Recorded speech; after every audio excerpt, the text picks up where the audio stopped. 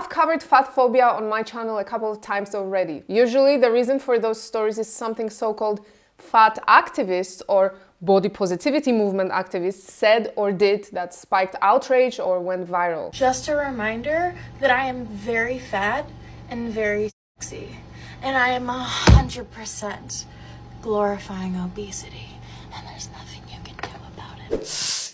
For example, in this episode right here, I talked about one obese woman who demanded free extra seats on an airplane, who then went on to demand hotels to widen their hallways in order to accommodate obese visitors. This time it's worse. These 4 social media influencers were swept up by a movement that claims obesity is perfectly healthy. The tragic truth is they have all died under the age of 45. Yep. Those young, happy influencers preaching how being huge doesn't mean you're unhealthy all lost their lives to obesity and related to its conditions. Taylor Lee, I think, 33, died of a presumed heart attack aged just 33 according to his brother. He had 1.9 million followers on TikTok where he completed bizarre eating and drinking challenges. Jamie Lopez, who starred in US reality TV show Supersized Salon, died from heart complications aged 37 last December.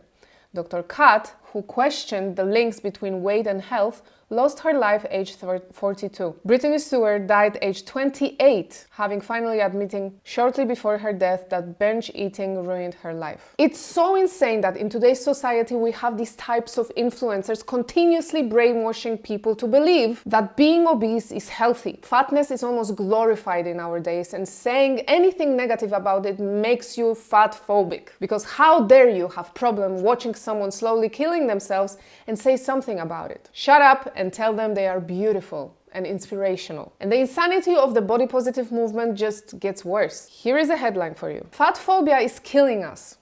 What will it take to end it? I have a few ideas. Fat phobia isn't just wrong, it's bad for our health too. Fat phobia, not fat, fat phobia is killing us, guys. Think about it.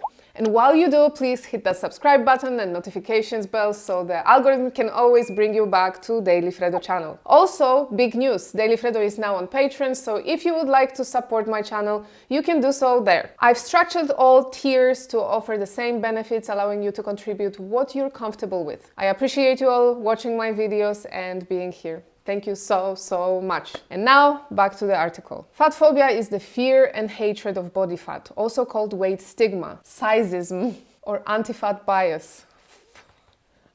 We can't judge.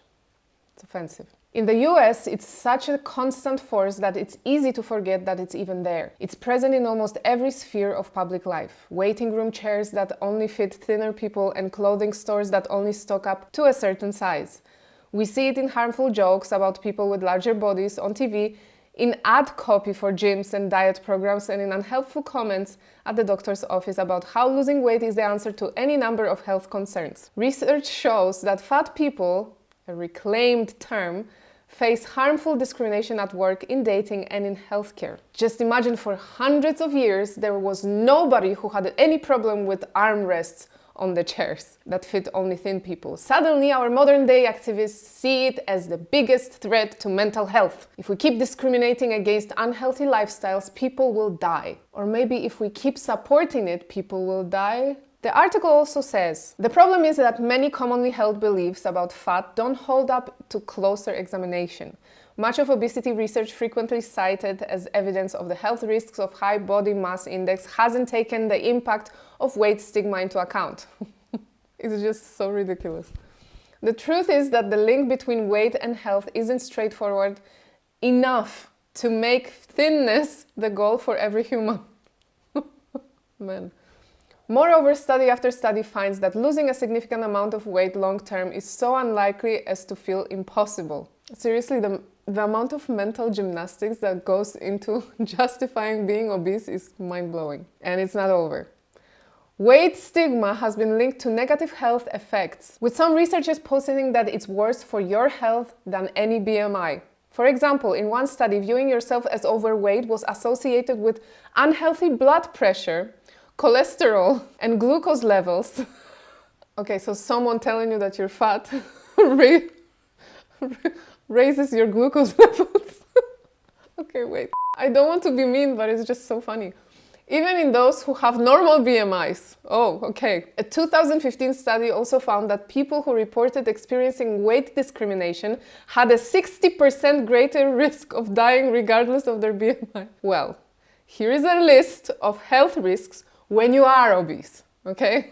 Type 2 diabetes, high blood pressure, heart disease, stroke, metabolic syndrome, fatty liver diseases, some cancers, breathing problems, osteoarthritis, I can't even read these things, osteoarthritis, gout, diseases of the gallbladder and pancreas, kidney disease, pregnancy problems, fertility problems, sexual function problems, mental health problems. Can we stop it? Can we stop people lying to themselves? If you need a mini car to move around the supermarket, if you can't walk to your living room or to the kitchen, you are not healthy, and there should be someone in your life to set you straight about it. And I'm not only talking about people who enjoy eating a lot. I'm also talking about those who have health conditions causing them to be obese. Everyone in the world, bigger or smaller, should live healthy lifestyle and exercise.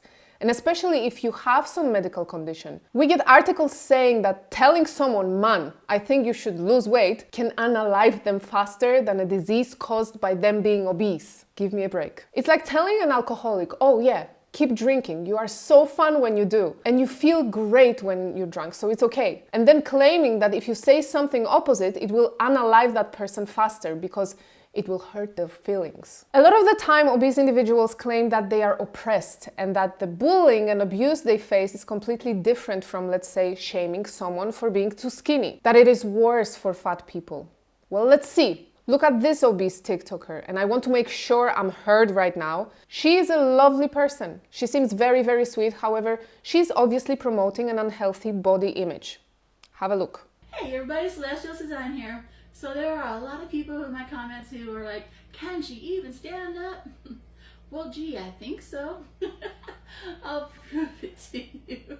Not that I need to prove anything, but you know, you always see me sitting here, but that's just because that's an easy place for me to film in this location. Just like other people have certain areas they always film their videos. This is just an easy place for me to film. But here we go. Voila!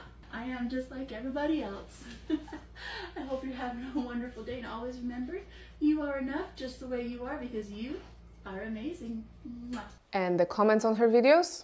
Mostly like this. Y'all be nice, she's beautiful and amazing, your weight doesn't matter as long as you're healthy and you're happy, and this woman is living her best life. Another one, hello miss, keep smiling and stay healthy. Sorry for those who are haters, they just want attention, you are beautiful. Were there negative comments too?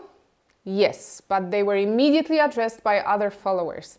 And of course, I'm not encouraging any sort of hate towards that person, but I want to point out the difference here, because we have another very unhealthy individual on the internet, also someone known for her sweet personality, Eugenia Cooney, who is a polar opposite of the first TikToker. I talk about her case in another video, which you can watch right here. Let me show you an example of her content.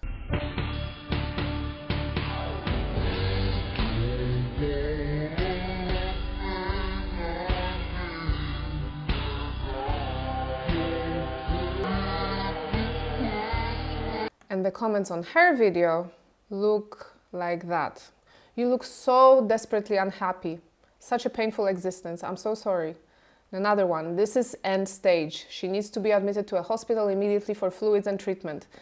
I try not to say anything, but I've had it. Y'all can't tell me her mom is forcing her to do this, because there are some real sickos out there who have a fetish for this type of thing, and it's disgusting. You can see that somehow being an unhealthy large size became a positive trend in our society. But as soon as people see an underweight person, they lose their marbles, rightfully so. Yes, bullying is not okay, but you know what else is not okay? Telling little girls on the internet that they can eat whatever they want, that being morbidly obese doesn't necessarily mean you're unhealthy, because it's a bunch of baloney. Well, good. I think they sprinkled some gunpowder in there, forget about. Preachers of these lies are losing their lives before the age of 30 even, trying to convince people that fat phobia is more dangerous than actual obesity. A stupid excuse. Whatever you are going through, whatever the reason that's causing you to fall into unhealthy habits and unhealthy state of mind and body, you have the strength to get over it. You do.